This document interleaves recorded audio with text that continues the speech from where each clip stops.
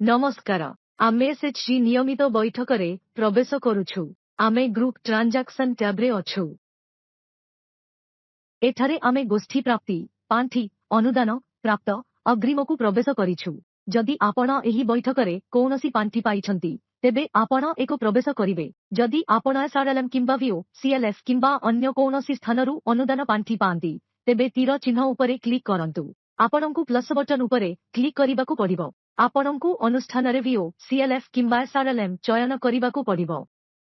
आपण जेउठारु पाइछंती आपण एसआरएलएम चयन करि परिबे पांठी उत्सरे घूर्णन पांठी पुरस्कार टंका अन्यान्य पांठी अनुदान स्टार्टअप पांठी एवं एसआरएलएम रुसीआईएफ प्राप्त पांठी अंतर्भुक्त